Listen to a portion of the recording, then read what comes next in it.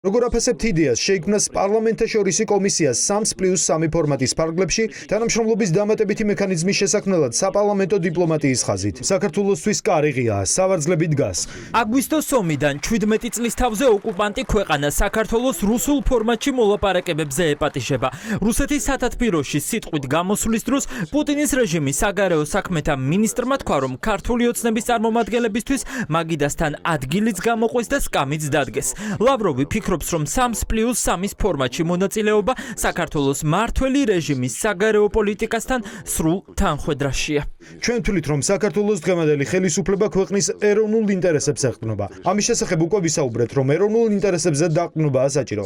სწორედ ასე იქცევა საქართველოს ამჟამინდელი ხელისუფლება. ხოლო ის, რომ 3+3 ფორმატი მისი მონაწილე ყველა ქვეყნის ინტერესშია, ეჯგარეშეა. სხვათა შორის, ეს ამერიკის წინა ადმინისტრაციაში იწვევდა შურს და არა ეჭვს. ამ ფორმატის სანაცვლოდ ცდილობდნენ 3+1 ფორმატის წამოწევას. ანუ 3 კავკასიის ქვეყნის და 1 ბუნებრივია ბაიდენის ხალხის ჩართულობა. სერგეი ლავროვს საქართველოს შესახებ კითხვა დუმაში მოხსენების დროს დაუსვეს.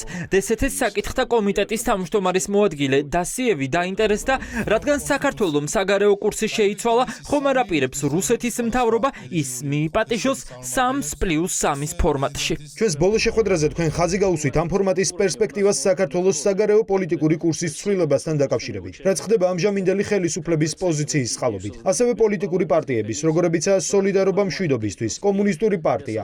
ეს იძლევა საფუძველს იმისათვის, რომ მომავალში ფორმატის 3+3 იმუშავებს საქართველოს სრულფასოვანი ჩართულობით. რუსეთის დსთ-ის საკითხთა კომიტეტის თავმჯდომარის მოადგილემ დუმაში ოთარ ფარცხალაძის პარტიაზეც ილაპარაკა. თქვა, რომ სოლიდარობა მშვიდობისთვის ისეთი პოლიტიკური პარტია, რომლის ადგილიც რუსეთის გვერდით არის. ფარცხალაძის ახლო მეგობარი და მისი პარტიის საგარეო მდივანი მამუკა ფიფია ამბობს, რომ თბილისი არათუ რუსულ ფორმატს უნდა შეუერთდეს, არამედ 3+3 მოლაპარაკებები თბილისში უნდა გაიმართოს. 3+3 ფორმატის დედაქალაქი უნდა გახდეს თბილისში. ამ ფორმატში არის 330 მილიონიანი ბაზარი. ბაზარი, რომელიც იცნობს ჩვენ პროდუქციას. უნდა გავითვალისწინოთ, რომ ეს ფორმატი შესაძლოა საქართველოს სრული უსაფრთხოების, ასევე ტერიტორიული მთლიანობის აღდგენის საფუძველი გახდეს. ფაქტია, მოსკოვიდან გაკეთებულმა შეთავაზებამ ქართული ოცნება დააფიქრა, თუმცა მათ არ უთქვამთ, რომ არა და არასდროს.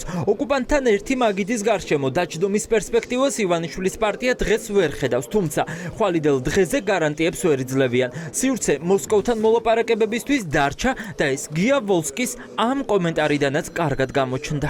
მნიშვნელოვანია ჩვენი მთავრობისთვის, რომ არც ერთ შემთხვევაში არ დაზიანდეს. არ დაზიანდეს არც მისი პოლიტიკური იმიჯი თუ საგარეო კურსი, არ დაზიანდეს მისი ეკონომიკური ინტერესები.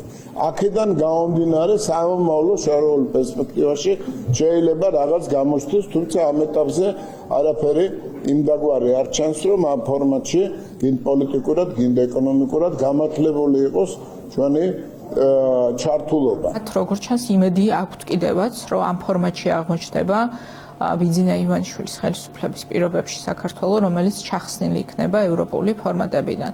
ეს კი პირდაპირ ეწინააღმდეგება როგორც საქართველოს კონსტიტუციას, ასევე ჩვენი ხალხის მიერ კაფიოდ დაფიქსირებულ არჩევანს. ეგრეთ წოდებული 3+3 ფორმატი თურქეთის, აზერბაიჯანის, სომხეთის, საქართველოს, რუსეთის და ირანის კოოპერაციას გულისხმობს რეგიონში. მიზანი თითქოს სტაბილურობის და მშვიდობის დამყარებაა. ახლა საინტერესოა, დასავლეთისგან უარყოფილი ივანიშვილის პარტია დათანხმდება თუ არა ოკუპანტ რუსეთთან და კიდევ უფრო მეტად საშიშ ირანთან რაიმე მოლაპარაკების დაწყებას.